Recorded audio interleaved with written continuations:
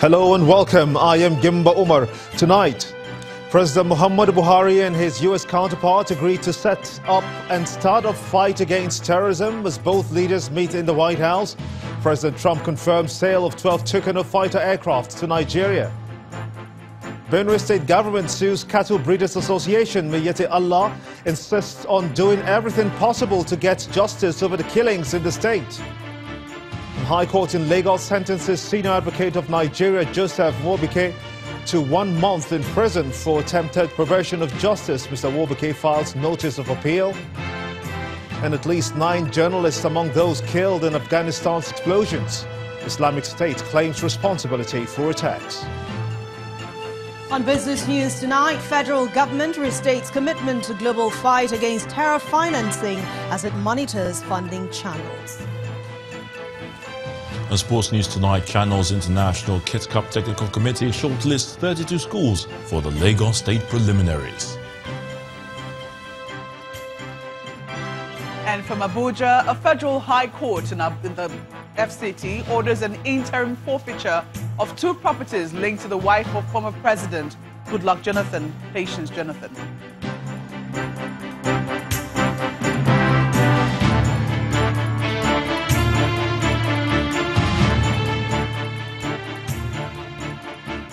We begin tonight with the President Muhammadu Buhari's latest move to step up the fight against terrorism in the country, but this time with the support of the United States in the supply of warfare equipment and intelligence.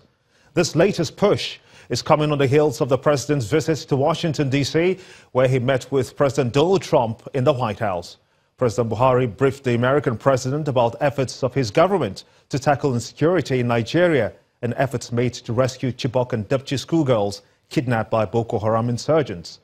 On his part, President Donald Trump spoke about the long-standing cordial relationship between his country and Nigeria and how the U.S. is presently working to help Nigeria fight terrorism. He also confirmed that the U.S. had sold 12 Tucano aircraft to the Nigerian government to help the country fight insurgency, while also acknowledging readiness to support the country in the areas of commerce, agriculture and technology.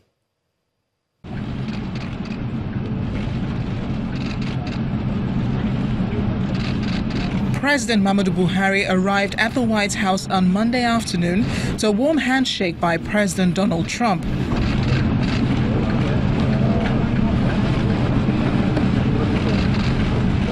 Both leaders walked inside together, appearing later to share a bit about what had been discussed. We are very grateful to the United States for agreeing to give us the aircraft we asked for, the spare parts.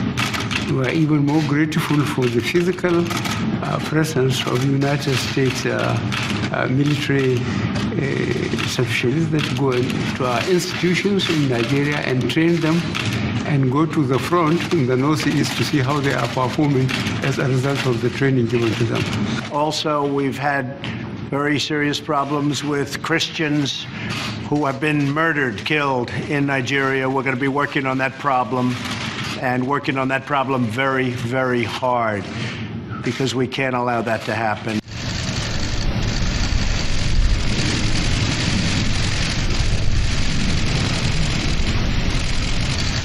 During the press briefing later on the Rose Garden, President Trump confirmed the U.S. will send 12 A-29 warplanes to Nigeria in 2020 to fight the Boko Haram insurgency. We recently sold Nigeria 12 U.S. A-29 Super Katana aircraft, great aircraft, in the first ever sale of American military equipment to Nigeria. These new aircraft will improve Nigeria's ability to target terrorists and protect civilians. President Buhari congratulated President Trump for the success of the meeting between North and South Korea's leaders, as well as the apparent decimation of ISIS. He then went on to highlight some key issues. The government is taking necessary steps to promote the peaceful coexistence of herdsmen and farmers by focusing on boosting security and enforcing legislation that will guarantee borders and farmers access to land. I extend sincere congratulations to President Trump and his government on the impressive performance of the United States economy under his watch. Answering questions from journalists, President Buhari, who was the first sub-Saharan African leader to visit Trump at the White House, shied away from addressing the issue of President Trump referring to African countries in alleged vulgar terms. He also talked about the reduction in purchase of Nigerian oil by the U.S. I can't tell the United States what to do, but luckily for us, we have got market for our crude oil elsewhere. But the progress made by the United States in technology is certainly frightening for us that are mono economy. When asked whether the U.S. will return stolen monies, President Trump acknowledged President Buhari's efforts at tackling corruption and promised to do everything to support President Buhari in this regard. In terms of corruption, Nigeria has a reputation, as you understand very well, for very massive corruption. I also know that the president has been able to cut that down very substantially. We talked about it. He is working on it, and they have made a lot of progress, and I think they will continue to make a lot of progress. Both leaders emphasized the strong partnerships and pledged to prioritize relations between both countries. Amarachi Ubani, Channels Television News. Whether or not the President, Muhammadu Buhari, has met the wishes of Nigerians regarding his trip to the United States is a question many Nigerians will have to answer tonight. The expectations were very high, with many hoping that the President would seize the opportunity of the visit to make impressive presentations to the world's most powerful country. This next report takes a look at some of these demands.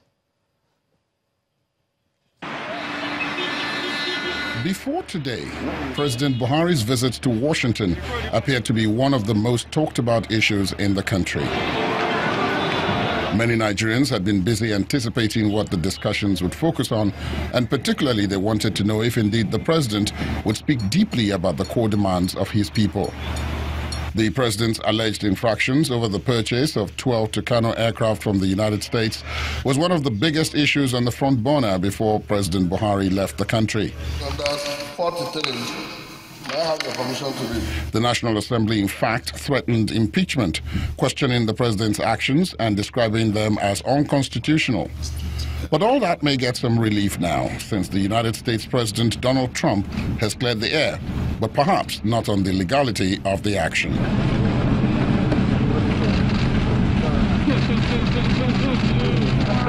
Beyond the traditional crude oil trade with the United States, the security problem in the northeast, the endless killings in the north central, and more importantly, attacks by the dreaded Boko Haram terrorists are all top issues generating concern in the country, and which Nigerians expected the president to give a push.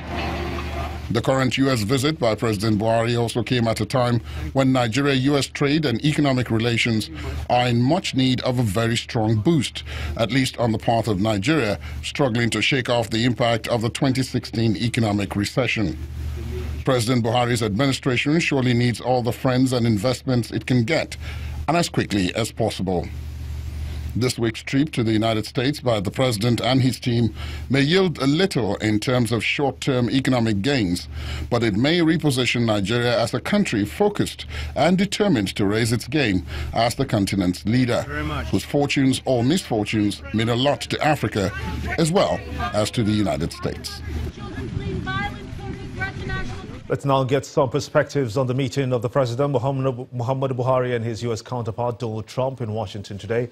And I'm now being joined by an international affairs analyst, Curtis Adigba. I want to thank you so much indeed for joining us here on the News at 10. What's your impression of today's meeting? Because between the President, of course, the two presidents, what's your impression of their meeting today? I think it went very well.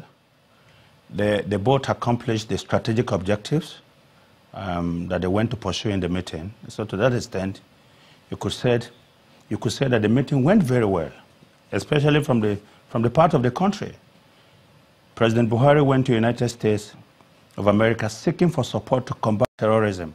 He got that assurance from President Trump, who also, was very happy to announce that the U.S. had lifted the arms embargo that was placed on Nigeria, and they are prepared to sell more arms to Nigeria to help Nigeria out. So I think it went very well. He also went looking for investment. He got that promise from President Trump. that American businesses in agriculture, in technology, are willing to come to Nigeria. Well, what do you think happened? What has changed really between relations of Nigeria and the U.S.? Because the former president, Barack Obama, we didn't have this kind of support from the U.S., but we're seeing that now. How much has changed and what has changed indeed to see this kind of development and fostering relations between Nigeria and the United States? Okay, first of all, you must understand that individuals have got sensibilities towards certain things. The former president, Barack Obama, acted on the fact that Nigeria was abusing human rights, you know, and that you couldn't sell such arms to them, based on the reports by Amnesty International and co. Now, when you look at President Trump, for instance, he's not a man who is given to so much care about human rights. Even as a candidate, you could hear him ask his supporters to beat up people during his campaign, and says he will pay for the legal suit. You know, he will say, take them out on this. In those days, he would have taken you out on the stretcher. Not too long ago, he was somewhere in New York where he was telling the cops in America when he met with them, that don't be too nice to people when you're taking them into your car. You know, you tell them to bend their heads. No, just squeeze them into the car. So when it comes to the issue of human rights, you find this, you know, substantial difference in terms of approach between President Obama and President Trump. And that's why President Trump said, look, I don't understand why there was this embargo on Nigeria in the first place. And for whatever reason, we felt it was unjustified, and we've lifted it.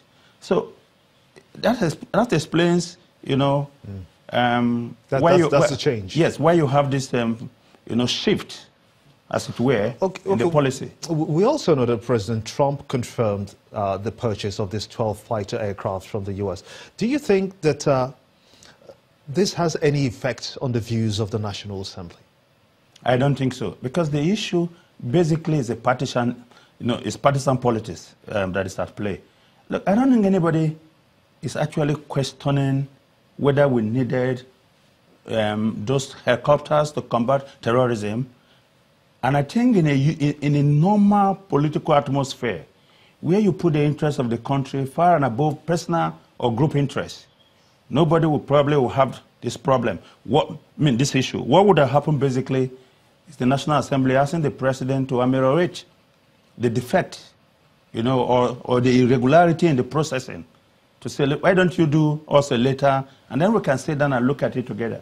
But when you have a toxic partisan political atmosphere, this is what you get. And look, let me tell you something. A lot of people don't understand. When you are dealing in diplomacy, it's not about goodness. It's not about feeling. It is about strategic interests. President Trump would not have invited President Buhari to the United States if we had not bought those military hardware from the United States. But beyond the interests, one would wonder and say that Nigeria is a country of laws. We're guided by laws, as America is also guided by laws. Would you say that will be an infraction on this government if money is appropriate and not appropriated but are spent? Gimba, you and I know that there is no institution of government in this country that sticks or plays by the rule exactly all the time. All right? We have a National Assembly. Let me give you an example, for instance. Section 70 of the Nigerian Constitution talks about the Revenue Mobilization, Allocation and Fiscal Commission, you know, fixing the salaries and allowances of the members of the National Assembly. Is that happening? You understand what I'm saying? So, look, I understand, you know, this desire for legalities taken with all constitutional provisions, you know, and doing things the way it should be done. And I agree that, look, the laws are there to be followed. But of course, laws are made by human beings, and in some circumstances, you could shift a little bit. You understand what I'm saying? So why I think that, look, the president uses executive powers freely without the consent of the National Assembly? But, you know, would that make it right? I don't think, look, it's not about being right or being wrong for me here. What I think is whether what he did was in national interest, and I think it's in national interest. And that is why I said, look, in a situation where you have people working for the interests of the country, and not trying to protect their political turf, this wouldn't have been a serious issue. That's a good place especially when you have the ruling party dominating or having majority in both houses of the Nigerian National Assembly. That's a good place to let it rest. I must thank you so much indeed for talking to us, an international affairs analyst, Curtis Adigba. Thank you so much indeed for talking to us. Thanks for having me. In part two, after the break, insurgency fight in the northeast gets a boost as the Nigerian Air Force takes delivery of 2 Mi-35M helicopter gunships from Russia. Please stay with us.